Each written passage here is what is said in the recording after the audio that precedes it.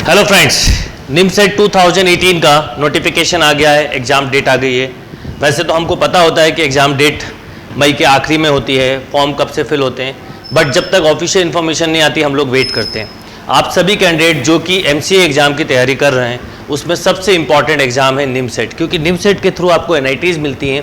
इन 11 NITs में सबसे अच्छे प्लेसमेंट्स हो रहे हैं। आप में से कई सारे लोग ऐसे होंगे जो मेरे कोर्सेज से ऑलरेडी स्टडी कर रहे होंगे, और मैंने आपको बोला हुआ था कि जब भी कोई एग्ज़ाम नोटिफिकेशन आएगा मैं आपको डिटेल देता रहूँगा।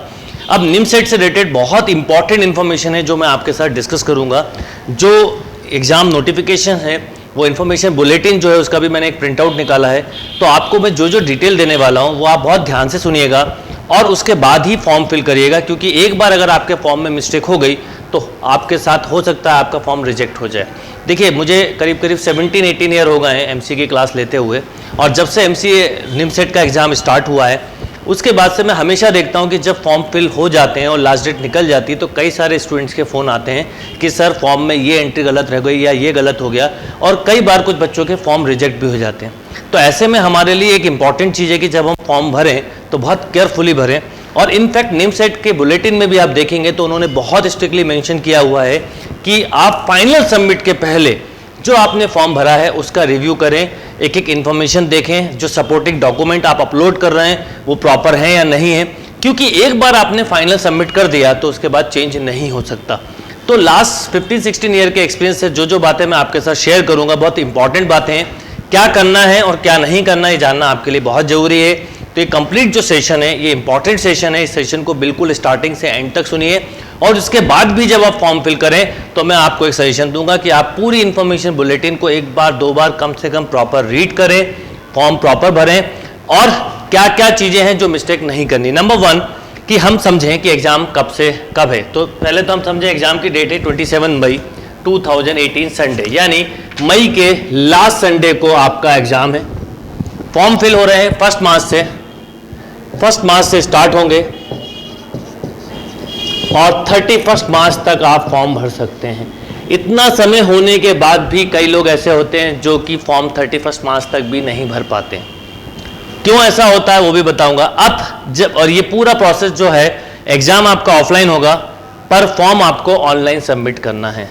तो ऑनलाइन के लिए कुछ एक बेसिक रूल है जो आपको समझना है। नंबर 1, जब आप निमसेट की वेबसाइट पर जाएंगे, ऑफिशियल वेबसाइट पर जाएंगे जहां से आपको फॉर्म भरना है, nimset.in, राइट, nimset.in पर जाकर आपको फॉर्म फिल करना। तो फॉर्म फिल करने का क्या प्रोसेस है, क्या क्या बेसिक इंफॉर्मेशन है वो बताता हूँ। सिलेबस क्या है, एलिजिबिलिटी क्राइटेरिया क्या है, सिलेबस क्या है, स्कोरिंग कैसे करते हैं और रैंक अलॉटमेंट कैसे करते हैं। अगर 2 लोगों की रैंक सेम है तो कैसे उसको फर्स्ट और सेकंड रैंक देंगे या थर्ड रैंक देंगे अगर 3 लोगों की रैंक समा इक्वल है। तो ये सारी चीज़ें मैं आपके साथ डिस्कस करूंगा, स्टेप बाय स्टेप हम चलेंगे। तो हम सबसे पहले समझें, और इस nimset.in पर आपको सारी इंफॉर्मेशन मिल सकती है, या आप हमारी भी ऑफिशियल वेबसाइट पर जाकर www.impetusgurukul.com पे भी आपको सारी इंफॉर्मेशन मिल सकती है, राइट। और याद रखिएगा, जब भी आप फॉर्म फिल करें हमेशा रिलेटेड वेबसाइट पे ही जाके पूरा फॉर्म फिल करें और पूरी इंफॉर्मेशन भरें। यानी निमसेट से रिलेटेड आपको कई सारी साइट पर अलग अलग इंफॉर्मेशन मिल सकती है, पर जो आपको फॉर्म भरना है या जहां से आपको प्रॉपर इंफॉर्मेशन मिल सकती है वो है nimset.in। इसके थ्रू भरें। इस साल का एग्जाम जो है वो एनआईटी सूरत कल कंडक्ट कर रहा है। हर साल 11 एनआईटीज़ में अलग अलग एनआईटीज़ एग्जाम कंडक्ट करते हैं, तो इस साल का जो एग्जाम है वो सूरत कल कंडक्ट कर रहा है। तो आपको आज, क्योंकि 1 मार्च है ये सेशन, में 1 मार्च को इसीलिए ले रहा हूँ क्योंकि आज से फॉर्म फिलिंग स्टार्ट हो रहा है और आपके पास 31 मार्च है। तो नंबर 1 थिंग कि आपको कोई जल्दी नहीं है, आपके पास सफिशिएंट टाइम है फॉर्म भरने का। तो फॉर्म भरने का क्या प्रोसेस है पहले वो समझें हम। नंबर 1, आपको एक लॉगिन आईडी क्रिएट करनी होगी। जैसे ही आप nimset.in पे जाएंगे तो आपको साइट में एक दिख रहा होगा जहाँ पर आपको एक लॉगिन क्रिएट करनी होगी। अब यहाँ पर एक जो सबसे ज़्यादा स्टूडेंट मिस्टेक करते हैं, लोग सोचते हैं या स्टूडेंट करते हैं जो मिस्टेक, कि पहले हम एक फेक आईडी बना लेते हैं, उस पर फॉर्म भर के फिल करके जमा कर देते हैं, फिर एक फाइनल बनाएंगे। ऐसा मत करिए आप लोग। आपकी आइडेंटिटी अगर आपने एक बार फिल कर दी तो फिर दोबारा फिल करना आपके लिए मुश्किल हो जाएगा। आजकल हर चीज़ आधार से लिंक हो गई है। आपकी जो वेरिफिकेशन या आपकी मार्कशीट ये सब चीज़ें मांगेंगे तो इसमें आपको प्रॉब्लम हो सकती है। तो मैं नंबर 1 एक ही बात बोलूँगा आपसे कि आपको फेक आईडी बनाकर फॉर्म फिल नहीं करना है। आप जिस भी ईमेल आईडी के थ्रू फिल करें, यानी मतलब आपको केवल एक ही आईडी बनानी है। ये बहुत कॉमन मिस्टेक है, मैंने देखा है एवरी ईयर कई बच्चे 2 या 3 आईडी बनाते हैं, फॉर्म फिल करते हैं, पर बाद में जब वो एक्चुअल में फिल करना चाहते हैं तो फिल नहीं होता, क्योंकि आप पहले इंफॉर्मेशन दे चुके हैं तो वो इंफॉर्मेशन कंप्यूटर फिर से नहीं लेता। तो इसका मतलब ये हुआ कि जब आप लॉगिन क्रिएट करें तो नंबर 1 सिंगल आईडी के साथ क्रिएट करें। दूसरा, ईमेल एड्रेस वो रखें जो कि आप एग्जाम होने तक, रिजल्ट आने तक, एडमिशन तक यूज करते हो। इनफैक्ट जो आपका रेगुलर ईमेल आईडी है वही रखें, और जो आप लॉगिन क्रिएट करें nimset.in पर उसका जो भी पासवर्ड रखें बहुत केयरफुली कहीं नोट कर लें। एक और मिस्टेक होती है, क्योंकि आपको आगे की जो इन्फॉर्मेशन है, जब भी आपको सपोज आपको एडमिट कार्ड निकालना तो इसी लॉगिन के थ्रू निकालेंगे, सपोज आपको रैंक देखनी है तो भी इसी के थ्रू निकालेंगे, या कोई भी इंफॉर्मेशन जो आएगी वो इसी ईमेल पर आएगी। इसी nimset.in पर जो आपने लॉगिन क्रिएट किया है उसको ओपन करके ही मिलेगी। तो आपको बहुत अच्छे से याद रखना है कि एक तो लॉगिन प्रॉपर क्रिएट करें, पासवर्ड याद रखें, हिंट क्वेश्चन और हिंट आंसर जो आपने लिखा है वो कहीं पर नोट करके रखें। कई बार हम अपना पासवर्ड ही भूल जाते हैं। एंड मोस्ट इंपॉर्टेंट थिंग, इस पर इंफॉर्मेशन में भी दिया हुआ है, आप जो भी मोबाइल नंबर इंटर करें वो एडमिशन होने तक चेंज ना हो, क्योंकि आजकल कई सारी कंपनी अलग अलग स्कीम देती है, हम लोग बहुत जल्दी अपना नंबर चेंज करते हैं। ऐसे में मैं आपको सजेशन दूंगा, आप जो भी नंबर, मोबाइल नंबर इंटर करें वो नंबर एटलीस्ट नेक्स्ट 6 मंथ तक, एडमिशन होने तक चेंज नहीं होना चाहिए, अदरवाइज आपको मैसेज या प्रॉब्लम आ सकती है आगे जाके। तो ये कुछ बेसिक बातें हैं, ये सब दी हुई हैं। मतलब आप अगर इसको पढ़ेंगे इन्फॉर्मेशन बुलेटिन को तो आपको हैरानी होगी कि बहुत छोटी छोटी बातें दी, और वो दी इसलिए हैं क्योंकि मुझे ऐसा नहीं लगा ये पढ़ने के बाद कि हैरानी वाली बात है। हर साल मेरे पास कई बच्चों के फोन आते हैं, सर अब नंबर मैंने चेंज कर लिया पर मेरा ईमेल आईडी एक्सेस नहीं हो पा रहा, या लॉगिन एक्सेस नहीं हो पा रहा, पासवर्ड भूल गया, क्या करूं, हिंट क्वेश्चन भूल गया। तो ये बहुत कॉमन प्रॉब्लम्स है, क्योंकि आप अपने आप में अकेले स्टूडेंट हो गए। मैं तो लास्ट 15 ईयर से देख रहा हूं कि स्टूडेंट्स के साथ क्या क्या प्रॉब्लम्स आती हैं। कई बार हम स्कूल नेम की जगह, स्कूल नेम लिखा होता है हम अपना नाम लिख देते हैं, वहां पे स्कूल नेम लिखना होता है, डेट ऑफ बर्थ की जगह करंट डेट लिख देते हैं। ऐसी बहुत छोटी छोटी मिस्टेक्स हैं जो हम करते हैं, और फिर बाद में हमको ये अफसोस होता है कि अब हम क्या करें। तो याद रखिएगा, ऑनलाइन में आपके पास चेंजेस के ऑप्शंस कम होते हैं। बिल्कुल बुलेटिन में क्लियर दिया हुआ है कि जैसे ही आप फाइनल सबमिट करेंगे उसके बाद किसी तरह का कोई चेंज नहीं कर सकते, और सेकंड थिंग, फोन पर एंटरटेन नहीं करेंगे आपको। तो इसका मतलब जो आप फर्स्ट टाइम इंफॉर्मेशन दे रहे हैं वो एक्यूरेट होना बहुत इंपॉर्टेंट है। सपोर्टिंग डॉक्यूमेंट लाइक 10th की मार्कशीट हुई, 12th की मार्कशीट हुई या ग्रेजुएशन की मार्कशीट हुई, ये प्रॉपर स्कैन करें। स्कैनिंग भी बहुत प्रॉपर और क्लियर होना चाहिए। इवन सबमिट होने के बाद आपको एक फाइनल अलॉटमेंट नंबर मिलेगा, उसका भी प्रिंट निकालना, और प्रिंट भी इंकजेट प्रिंटर से नहीं निकालना, लेजर प्रिंटर से निकालना। यानी इतनी छोटी छोटी बातें इंफॉर्मेशन बुलेटिन में दी है। तो मैं आप सभी स्टूडेंट को जो निमसेट में अपेयर हो रहे हैं, सबसे पहले एक बात बोलना चाहूंगा कि मैं अपनी तरफ से पूरी इंफॉर्मेशन आपको दे रहा हूं, फिर भी इन इंफॉर्मेशन के साथ, क्योंकि पढ़ने से कई ज्यादा सुनने में हमें चीजें जल्दी समझ में आती है, इसलिए मैं आपको ये सारी चीजें बताना चाहता हूं। पर फिर भी सुनने के बाद आप उसको ध्यान से पढ़िए, जो इंपॉर्टेंट पॉइंट है आप चाहें तो बल्कि प्रिंट आउट निकालें, इंपॉर्टेंट पॉइंट को अंडरलाइन कर लें, एक एक इंफॉर्मेशन को देखें कि क्या आपसे मांगा जा रहा है, उसके बाद ही फॉर्म फिल करें। और फॉर्म फिल करने के बाद बुलेटिन में भी लिखा, और मैं भी बता रहा हूं आपको, आप कितने बार भी रिव्यू कर सकते हैं फाइनल सबमिट करने के पहले। तो इसका मतलब ये हुआ कि आप प्रॉपरली सिस्टमेटिक तरीके से पहले पूरी इंफॉर्मेशन करें, और सबमिट ना करें, उसका प्रीव्यू लें, उसका रिव्यू करें, उसको देखें कि क्या क्या इंफॉर्मेशन है, कोई मिस्टेक तो नहीं हो रही, उसके बाद ही करें। अब बात करते हैं हम कि जब फर्स्ट मार्च से है तो आपके लिए एलिजिबिलिटी क्राइटेरिया एक सबसे इंपॉर्टेंट चीज होती है, जो सभी की एक बहुत कॉमन मिस्टेक होती है। एलिजिबिलिटी क्राइटेरिया है कि बैचलर डिग्री जो होनी चाहिए या तो 60% अगर परसेंटेज में है, और अगर बात करें हम पॉइंटर की तो 6.5 CGPA होना चाहिए आउट ऑफ 10 पॉइंटर। और बिल्कुल क्लियरली मेंशन किया हुआ है, जो मैं आपको बता देता हूं, क्योंकि ये छोटी छोटी चीजें हैं, मुझे भी पता है, आपको भी पता है, फिर भी आप ध्यान रखिएगा। देखिए बिल्कुल क्लियर लिखा है एलिजिबिलिटी क्राइटेरिया में, BSc होना चाहिए, BSc ऑनर्स हो सकता है, BCA हो सकता है, और BIT हो सकता है। यानी आपके पास या तो BSc की डिग्री हो, या BSc ऑनर्स की डिग्री हो, राइट, या BCA हो, या BIT हो, right, bachelor of information technology, या फिर बी या बीटेक वाले भी इसमें एलिजिबल हैं, क्योंकि बी या बीटेक वाले मैथ्स बैकग्राउंड के होते हैं। अच्छा, इसमें एक इंपॉर्टेंट बात जो लिखी है, फुल टाइम डिग्री होना चाहिए, mathematics oblique statistics one of the subject, यानी किसी भी ईयर में मैथमेटिक्स या स्टैटिस्टिक्स सब्जेक्ट होना जरूरी है। तो एक बात ये ध्यान रखिए, यानी बहुत सारे बच्चों को ये कंफ्यूजन होता है कि 12th में मैथ्स होना कंपलसरी है, पहले था अब नहीं है। अगर आप बीएससी कर रहे हैं तो ऑब्वियसली 12th मैथ्स वाला ही बच्चा बीएससी या बीएससी ऑनर्स कर सकता है, पर बीसीए कॉमर्स वाला भी कर सकता है या बायो वाला भी कर सकता है। पर अगर वो बीसीए या बीआईटी कर रहा है तो इसका मतलब वो एलिजिबल है। और 10th और 12th के परसेंटेज नहीं चेक किए जाते, तो ये एक चीज ध्यान रखिएगा, परसेंटेज आपके केवल फाइनल ईयर की डिग्री ही चेक की जाएगी।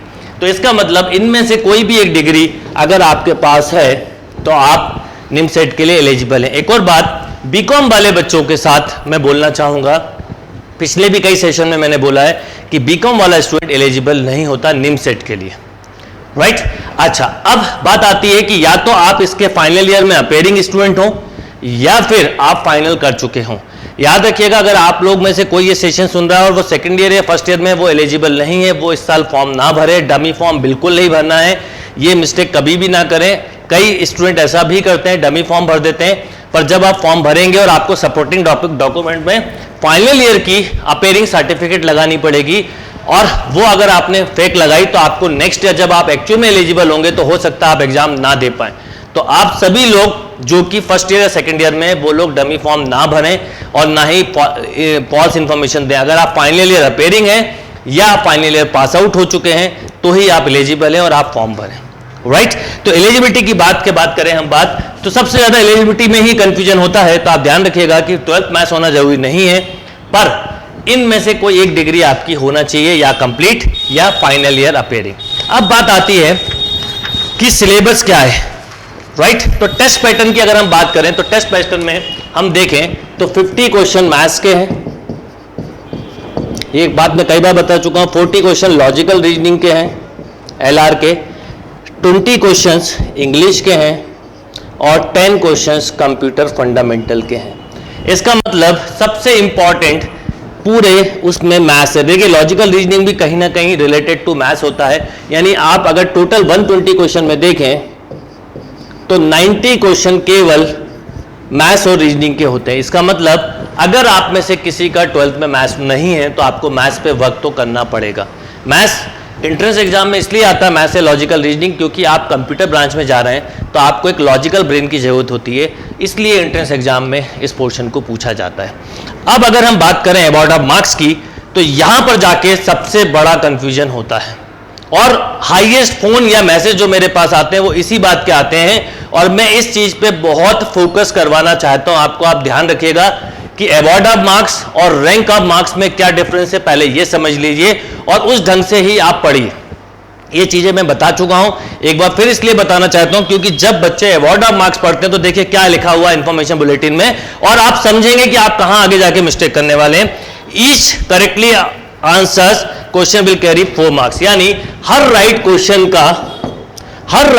का आपको 4 मार्क्स मिलेगा और हर रॉन्ग क्वेश्चन का आपका 1 मार्क्स माइनस होगा। यानी जो मार्क्स स्कीम है वो है 4R माइनस W, राइट। पहले हम ये समझें कि जो मार्क्स स्कीम है, क्योंकि ये चीज में सबसे बड़ा कंफ्यूजन होता है और मुझे सबसे ज्यादा फोन भी इसी बात पे आते हैं। इसका मतलब ये हुआ कि अगर आपने एक क्वेश्चन राइट किया तो 4 मार्क्स मिलेंगे, रॉन्ग किया तो 1।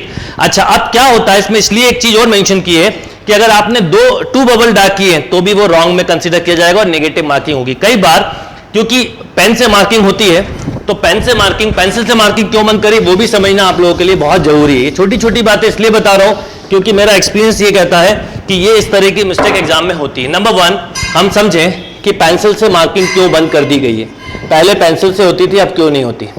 एक्चुअल में जब स्कैनर से कॉपी चेक होती है तो एक छोटी सी बात याद रखिए कि ये स्पॉट को रीड करता है। तो पहले आप पेंसिल से रफ कर देते थे और अगला स्पॉट बना देते थे, तो स्कैनर में वो प्रॉब्लम दोनों स्पॉट को रीड करने की होती थी। इसलिए आपने जो भी एक बार मार्क किया उसको चेंज ना कर सके, इसलिए एक तो पेन से मार्किंग चालू की गई। अब पेन से मार्किंग चालू की गई तो उसमें कुछ स्टूडेंट, थोड़े से जो स्मार्ट स्टूडेंट होते हैं वो ये सोचते हैं कि जब उन्होंने ए मार्क किया और उन्हें बाद में ये लगा कि ए रॉन्ग हो गया, तो वो सोचते हैं एक और रॉन्ग मार्क कर दो, तो वो उसको रीड ही नहीं करेगा या नेगेटिव में नहीं करेगा। पर ऐसा नहीं है, बल्कि ये भी नेगेटिव मार्किंग है, ये भी नेगेटिव मार्किंग है। इवन इस तरह की डार्किंग भी करेंगे तो भी नेगेटिव हो सकता है। यानी आप या केवल एक ही बबल डार्क कर सकते हैं, चाहे वो राइट हो चाहे रॉन्ग हो, और उसको चेंज करने का ऑप्शन नहीं है। अगर आप सेकंड बबल डार्क करते हैं तो भी वो नेगेटिव में ही काउंट होगा। कुछ लोग तो ऑल 4 कर देते हैं ये मानते हुए कि कैंसिल हो जाएगा, ऐसा नहीं है। इस बुलेटिन में मेंशन किया है, वो इसको नेगेटिव में कंसीडर करेंगे, राइट। तो नंबर स्कीम ये है 4R माइनस W। अब इसके बाद जो एक इंपॉर्टेंट बात है जो मैं हर बच्चे को बोलता हूं कि रैंक देने का तरीका अलग है, इसका वेटेज दिया जाता है। जैसे मैथ्स के क्वेश्चन को 3 मार्क्स का वेटेज दिया जाता है, लॉजिकल रीजनिंग को 1.5 का, इंग्लिश को 1 का और कंप्यूटर को 2 का। अब इन दोनों में क्या डिफरेंस है, अगर ये चीज आपने अच्छे से समझ ली तो आप एग्जाम में अच्छा स्कोर कर पाएंगे, अदरवाइज नहीं कर पाएंगे। होता यह है क्योंकि ये ऊपर रैंक नंबर मार्किंग स्कीम जब ये दी हुई है तो हर बच्चा ये बोलता है कि सर जब उसमें लिखा हुआ है कि राइट के 4 मिलेंगे और रॉन्ग के 1, तो आप ऐसा क्यों बोलते हो। तो इसके हिसाब से, मार्किंग के हिसाब से हम देखें तो मैथ्स का हर क्वेश्चन 12 मार्क्स का है, राइट। मैथ्स का हर क्वेश्चन 12 मार्क्स का है। यानी अगर आपने मैथ्स का एक क्वेश्चन सपोज राइट किया तो 12 मार्क्स मिलेंगे, और सपोज रॉन्ग किया तो 3 मार्क्स माइनस होंगे, राइट। अब बात करता हूं मैं लॉजिकल रीजनिंग की, और इसकी मार्किंग कैसे करते हैं और ऐसा क्यों किया गया वो भी बताता हूं। अब मैं बात करूं लॉजिकल रीजनिंग की, तो लॉजिकल रीजनिंग में हर क्वेश्चन 6 मार्क्स का है और रॉन्ग में 1.5 नंबर माइनस होंगे। कंप्यूटर की बात करूं मैं तो कंप्यूटर का हर क्वेश्चन 8 मार्क्स का है और रॉन्ग में 2 नंबर माइनस होंगे। और इंग्लिश की बात करूं तो इंग्लिश क्योंकि केवल बेसिक के लिए देखते हैं 4 मार्क्स का है और रॉन्ग में 1 माइनस होंगे। अब मैं आपको बताता हूं जो मेरे पास हाईएस्ट फोन या कंफ्यूजन आता है कि सर हमने मान लीजिए 50 क्वेश्चंस किए, सपोज हमने 50 क्वेश्चन किए और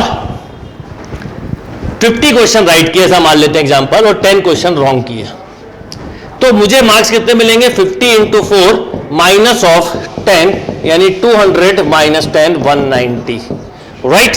ऐसा करने वाले पता नहीं कितने स्टूडेंट होंगे। तो इसलिए रैंक क्राइटेरिया कैसे डिसाइड किया जाए, क्योंकि हो सकता है एक बच्चे ने पूरे 20 क्वेश्चन इंग्लिश के कर दिए हों, सपोज 10 क्वेश्चन सपोज कंप्यूटर के कर दिए हों, सपोज 20 क्वेश्चन उसने करे हैं मान लीजिए एलआर के, राइट, और सपोज 10 क्वेश्चन किए मैथ्स के, क्योंकि कई लोग मैथ्स जिनका वीक होता है वो सोचते हैं मैथ्स की जगह ये कर लें, और इस तरह से टोटल 60 किए थे जिसमें से 50 राइट हुए, 10 रॉन्ग हुए। ये मैं आपको इसलिए बता रहा हूं कि यही सबसे हाईएस्ट कंफ्यूजन होता है निम सेट में, बाकी एग्जाम में ऐसा नहीं होता। निम सेट का क्राइटेरिया बहुत अलग है, इसलिए सबसे ज्यादा मुझे वेटेज इसी बात पे आपको देना है।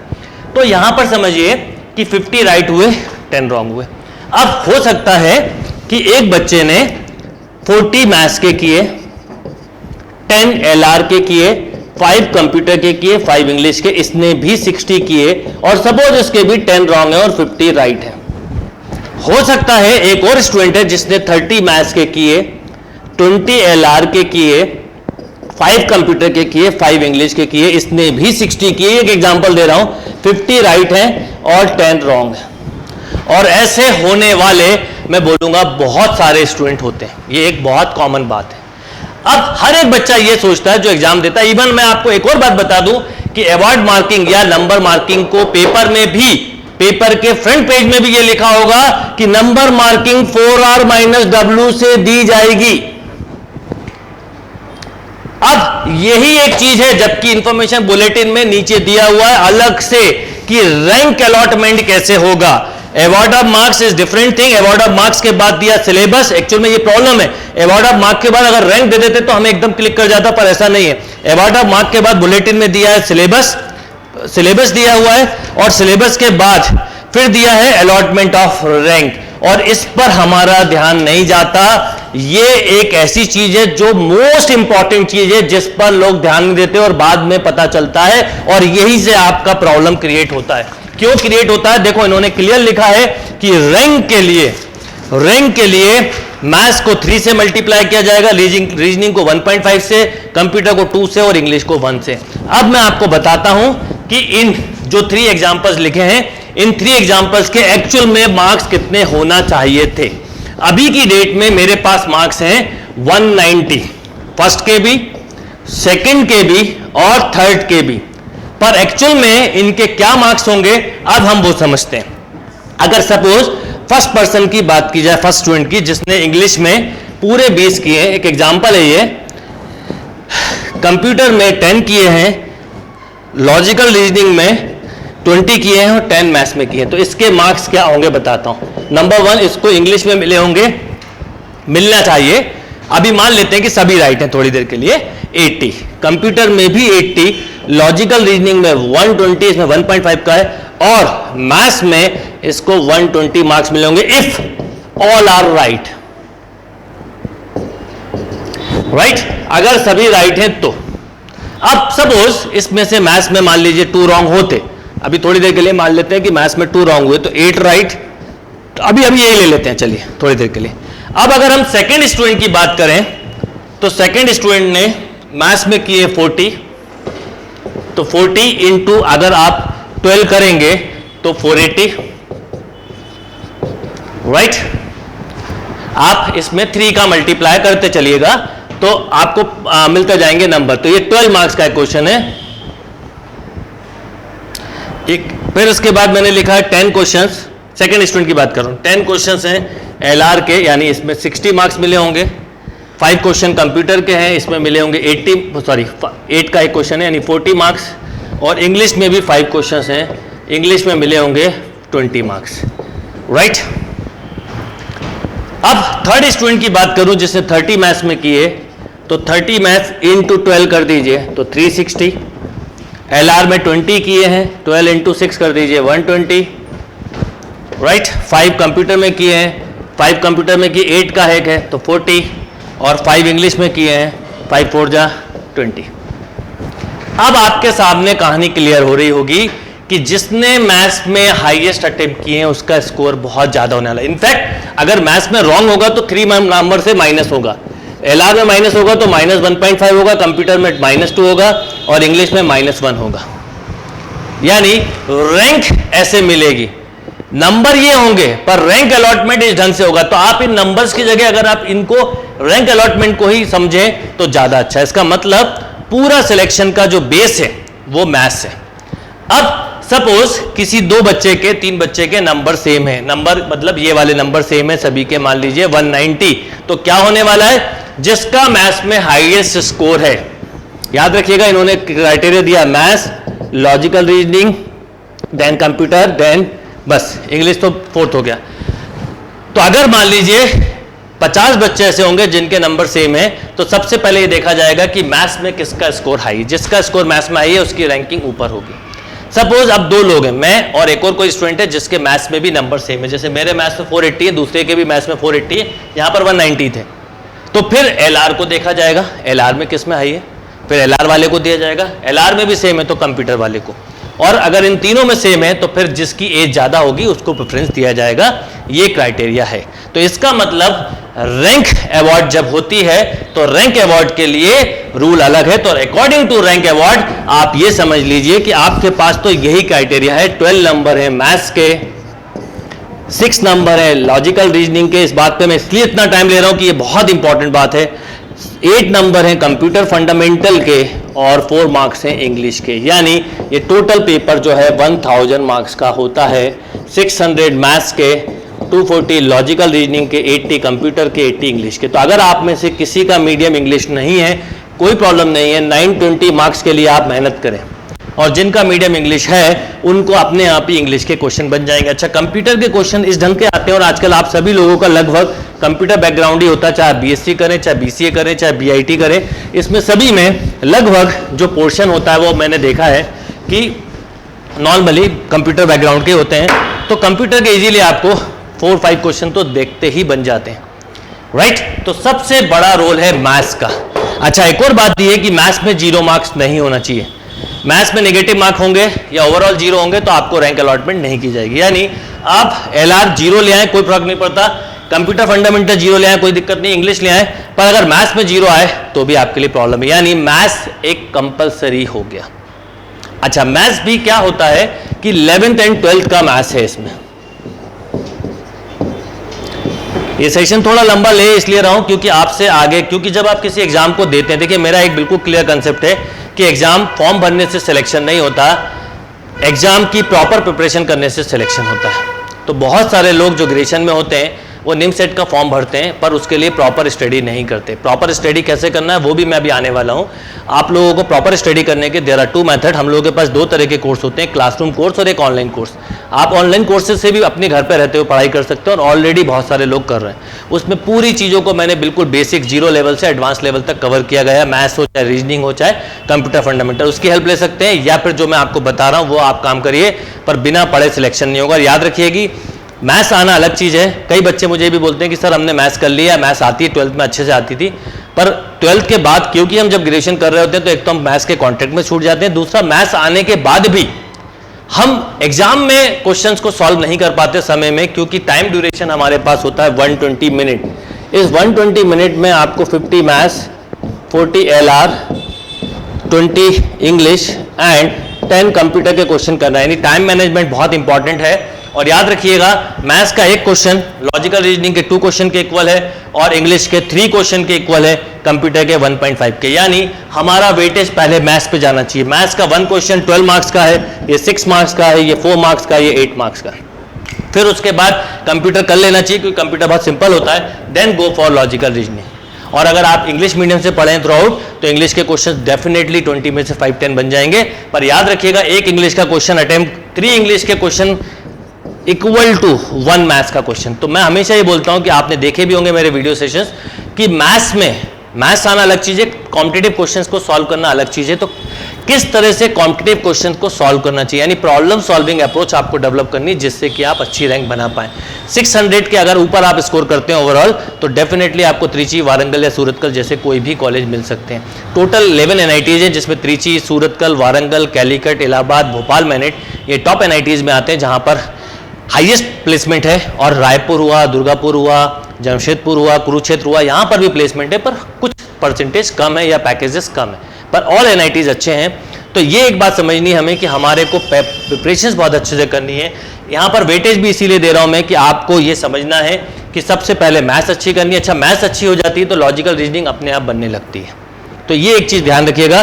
तो रैंक अलॉटमेंट एक बहुत इंपॉर्टेंट चीज़ है। और अगर हम सिलेबस की बात करें तो 11th-12th का मेजर पार्ट जो है वो सिलेबस का पार्ट है, पर कुछ टॉपिक नहीं भी हैं, जैसे सपोज कॉम्प्लेक्स नंबर सिलेबस में नहीं है, या बाइनोमियल थ्योरम नहीं है, या डिफरेंशियल इक्वेशन नहीं है, और बहुत टफ क्वेश्चंस नहीं आते हैं।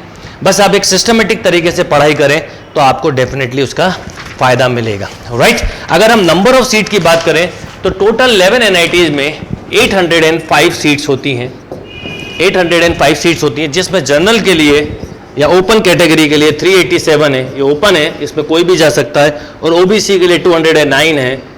बाकी सब बची हुई जो है डिफरेंट क्राइटेरिया की हैं। जो फॉर्म फिल करेंगे आप जब ऑनलाइन सबमिशन करेंगे तो जनरल या OBC के लिए 22,000 रुपीज़ लगेंगे ऑनलाइन सबमिशन, और SC ST या फिजिकल हैंडीकैप के लिए 50% यानी 1100 रुपीज़ लगेंगे, राइट। ये एक बेसिक चीज़ है जो मैंने आपको बताई। सबसे इंपॉर्टेंट चीज़ जो मैं आपसे बोलना चाहूँगा, अच्छा दूसरा एग्जाम सेंटर्स की बात करें तो लगभग 20+ एग्जाम सेंटर हैं, 22 सेंटर्स हैं। तो सेंटर फिलिंग बहुत ध्यान से करिएगा। जैसे सपोज आपने फिलिंग में सारे NITs हैं, उसके अलावा भी जैसे NIT दिल्ली भी है और भी जगह, जिन NIT से MC नहीं होता उन NIT से भी आप फॉर्म फिल कर सकते हैं, मतलब एग्जाम सेंटर ले सकते हैं। तो अब एग्जाम सेंटर के लिए एक नोट दिया उन्होंने, जैसे सपोज आपने भोपाल लिया, आपने इलाहाबाद लिया, आपने दिल्ली लिया। आप मान लीजिए भोपाल के हैं तो आपने फर्स्ट ये भरा, सेकंड ये भरा और थर्ड ये भरा, मान लीजिए। अब भोपाल में अगर कैंडिडेट कम हुए तो आपको जो सेकंड वाला चॉइस फिलिंग है वो सेंटर दिया जाएगा। तो इसलिए कई लोग एक और मिस्टेक करते हैं, जैसे मान लीजिए कि कोई दिल्ली का है उसने दिल्ली भर दिया, कोई भोपाल का उसने भोपाल भर दिया, कोई इलाहाबाद का उसने इलाहाबाद, और सेकंड जो फिलिंग होती है उस पर ध्यान नहीं देते, सोचते हैं कुछ भी भर दो। ऐसा नहीं करिएगा।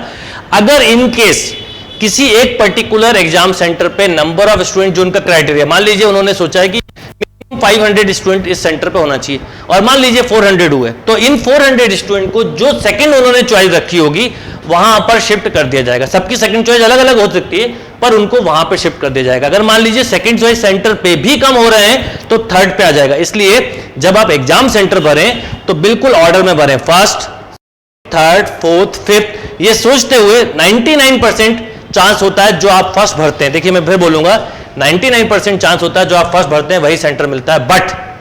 बट कुछ भी हम कह नहीं सकते क्योंकि उन्होंने मेंशन किया हुआ है। तो आप फर्स्ट जो भरें उसके बाद सेकंड, थर्ड, फोर्थ, कम से कम एटलीस्ट फर्स्ट 4 और 5 के ऑर्डर बहुत अच्छे से रखें कि अगर सपोज मुझे मेरा जो नेटिव प्लेस है, जो मेरा नियरेस्ट प्लेस है वो नहीं मिलता, तो उसके बाद कौन सा सेकंड नियरेस्ट प्लेस है जहां जाके मैं एग्जाम दे सकता हूं, या थर्ड मेरा कौन सा नियरेस्ट है, ये इंपॉर्टेंट चीज है, राइट। फिर जब ये एक पैटर्न हुआ, अब आपको क्या करना है, फिर से आते हैं। नंबर 1 थिंग कि आपने अपना लॉगिन आईडी क्रिएट किया। लॉगिन आईडी क्रिएट करने के बाद login ID, password, hint question, ये सब एक कॉपी पे नोट कर लिया, और मोबाइल नंबर जो आप रखेंगे। पूरा फॉर्म फिल करने के बाद सपोर्टिंग डॉक्यूमेंट को स्कैन करना है। प्रॉपरली स्कैन करें, मोबाइल के थ्रू भी स्कैन कर सकते हैं या प्रॉपर आप स्कैनर के थ्रू करें। उसके बाद इन पूरी चीज़ों को अपलोड करें। फाइनल सबमिट के पहले उसको एक बार रिव्यू करें, कहीं कोई चेंज लगता है फिर से देखें, और फाइनल सबमिशन के पहले एटलीस्ट 2-3 टाइम उसको खुद चेक करें, किसी और से ना करवाएं, और किसी और से करवाएं तो भी एक बार फाइनल सबमिशन के पहले चेक कर लें। फॉर्म जब आप फिल कर देंगे तो आपके पास एक अलॉटमेंट नंबर का आएगा, प्रिंट नंबर का वो पेज आएगा, उसके एटलीस्ट 2 प्रिंट ले लें, क्योंकि आगे के लिए फ्यूचर जो भी है आपका वो सब इसी अलॉटमेंट नंबर से आपको मिलेगा, राइट। फिर उसके बाद 14 मई से लेके 25 मई तक आपको ऑनलाइन एडमिट कार्ड का प्रिंट निकालना है। यानी एडमिट कार्ड आपके घर पे नहीं आएगा, उसका आपको प्रिंट निकालना है 14 मई से लेके 25 मई तक, और वही लॉगिन जो आपने क्रिएट की है। इसलिए मैं आपको बोल रहा हूं, अगर आप भूल गए तो आपके साथ बहुत दिक्कत होने वाली, तो कोई भी चीज भूलनी नहीं है। उस प्रिंट को निकाल लें। अगर प्रिंट ना निकले तो एक सपोर्टिंग ईमेल आईडी दिया हुआ है, कोई फोन पे बात नहीं करेंगे, उस पर मेल करें कि मेरा ये जो आपने अलॉटमेंट नंबर निकाला है उसका एक प्रिंट भेजें मेल के साथ कि मेरा एडमिट कार्ड नहीं निकला। पर ऐसे चांसेस बहुत कम होते हैं। ऐसा जब भी होता है जब हम इंफॉर्मेशन इनकम्प्लीट देते हैं। अगर आपने सारी इंफॉर्मेशन कंप्लीट दी है तो इस बात के चांसेस बहुत ही रेयर होते हैं कि आपको एडमिट कार्ड ना मिले, राइट। एडमिट कार्ड मिलने के बाद आपको 27 को वो एडमिट कार्ड लेके ही जाना है एग्जामिनेशन सेंटर में। साथ में एक आईडी प्रूफ रख के जाना है। आईडी प्रूफ में आधार कार्ड या पैन कार्ड या ड्राइविंग लाइसेंस या आपका कॉलेज का आईडी चल सकता है, वैसे सबसे बेस्ट होता है आधार नंबर।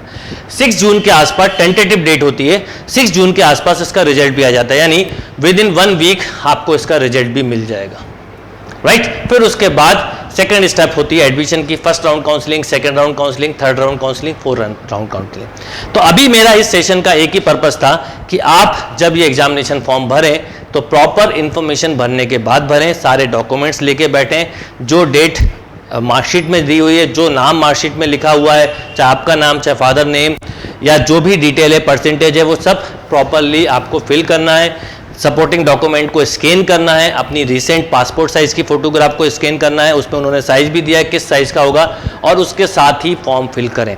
अब फॉर्म फिल करना एक क्राइटेरिया है, और मैं आप सबको बोलूंगा एटलीस्ट आप 15 से 20 मार्च तक फॉर्म फिल कर दें, लास्ट डेट का वेट ना करें, क्योंकि कई बार लास्ट डेट पे बहुत ज़्यादा साइट पे लोड बढ़ जाता है और कई बार सर्वर डाउन हो जाता है। वो भी मेंशन किया, उसके केस में भी उनकी कोई रिस्पॉन्सिबिलिटी नहीं होगी।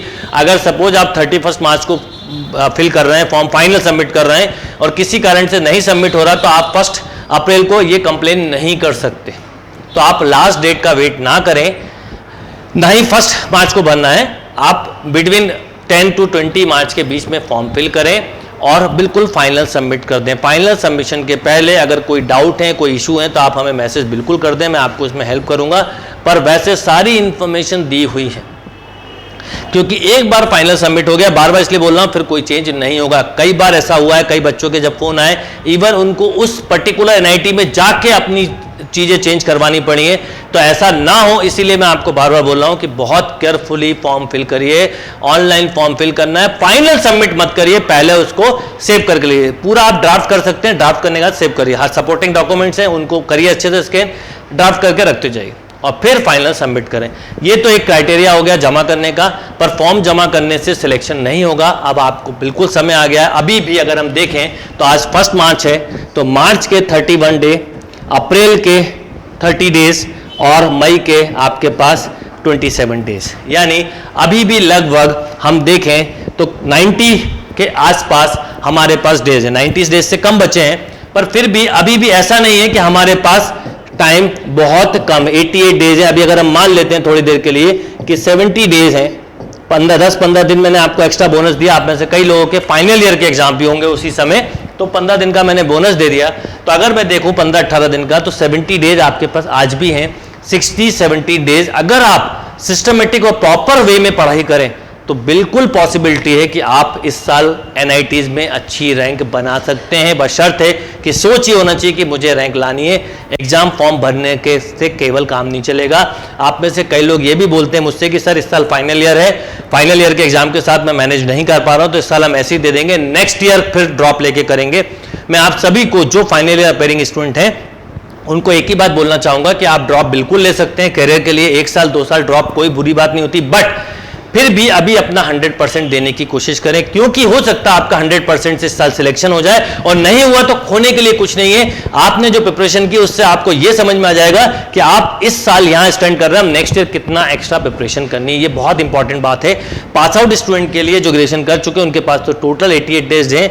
अगर एक प्रॉपर सिस्टमेटिक टाइम टेबल बनाया जाए 15 आवर का, जिसमें 6 आवर आप मैथ्स पढ़िए, 4 आवर आप लॉजिकल रीजनिंग पढ़िए, 1 आवर आप प्रीवियस जो भी 2 आवर प्रीवियस पोर्शन पढ़िए, और 2 to 3 आवर मिक्स क्वेश्चन करिए, कंप्यूटर इंग्लिश सभी के, तो आपके पास एक सफिशिएंट टाइम होगा। और ये 1 आवर नेक्स्ट डे क्या क्या करने वाले हैं उन सब के लिए रखिए। प्रीवियस ईयर के पेपर्स के सॉल्यूशन की अप्रोच देखिए, कई सारे वीडियोस आपको मिलेंगे जिनसे आपको ये हेल्प मिल सकती है। जो आपका तरीका है और जो मैंने आपको अप्रोच बताई उस दोनों में जो डिफरेंस है वही चीज आपको समझनी है जिससे आपका स्कोर बढ़े। तो अभी भी आपके पास टाइम है। तो फाइनल स्टूडेंट वालों को इंपॉर्टेंट मैसेज ये बोलूंगा कि अभी आप ये मत सोचिए कि ड्रॉप लेना है, अभी भी अपना पूरा 100% दीजिए। या तो आपकी अच्छी रैंक आएगी, और नहीं आएगी तो आप जो सीखेंगे उससे नेक्स्ट ईयर अच्छी रैंक आएगी। अगर आपने अभी अपने आप को छोड़ दिया तो लॉस ये होगा कि नेक्स्ट ईयर जब आप ड्रॉप ईयर में पढ़ेंगे तो आपको जो ये एक्सपीरियंस इस साल मिल सकता था वो नहीं मिलेगा, और नेक्स्ट ईयर आप फिर जीरो से जब स्टार्ट कर रहे होंगे तो हो सकता है उस साल ना हो, तो आपको बहुत अफसोस होगा कि सर ने बोला था उसके बाद भी मैंने उस ढंग से प्रिपरेशन नहीं की। तो मैं आपको ये सजेशन दूंगा कि आप अपना 100%, चाहे पास आउट हो चाहे आप फ्रेशर हो, अभी भी अपना 100% दीजिए, और हो सकता है आपका इस साल ही बहुत अच्छी रैंक आए। कंपेयर टू आईआईटी निमसेट में कंपटीशन काफ़ी कम होता है, क्योंकि आईआईटी में बहुत सारे स्टूडेंट ऑलरेडी एडमिशन ले चुके होते हैं। ये सेकंड एंट्री है एनआईटी में जाने की। आईआईटी मेंस के थ्रू जैसे हम एनआईटी में जाते हैं, ये सेकंड वे है जिसका कई लोगों को इस बारे में पता नहीं होता है। हम लोग पूरी कोशिश करते हैं इस अवेयरनेस की कि ये भी एक रास्ता है एनआईटी में जाने का, जो काम हम 12th के समय नहीं कर पाए आईआईटी के समय, क्योंकि आईआईटी में फिजिक्स केमिस्ट्री मैथ्स होता था। उस समय हो सकता है किसी कारण से आप ना निकाल पाए हो, तो अभी आपके पास सेकंड एंट्री है एनआईटी में इंटर होने की। और सबसे अच्छी बात है पीजी डिग्री, तो आप पोस्ट ग्रेजुएट डिग्री ले लेंगे, और साथ में आपको अच्छा कॉलेज, अच्छा प्लेसमेंट, अच्छी रैंक अगर आपकी आती है तो अच्छा कॉलेज, अच्छा प्लेसमेंट मिलेगा। डेफिनेटली आप उससे अपनी लाइफ को आगे एंजॉय कर सकते हैं। All the best and thank you so much. एक बार फिर बोलूंगा, फॉर्म बहुत केयरफुली भरिएगा, कहीं कोई प्रॉब्लम हो तो आप मुझसे बिल्कुल बोल सकते हैं। impetusgurukul.com पे आपको सारी इन्फॉर्मेशन मिल जाएगी, या nimset.in पर जाकर भी आप पूरा इन्फॉर्मेशन पहले पढ़ें और उसके बाद फॉर्म भरें। Thank you and all the best.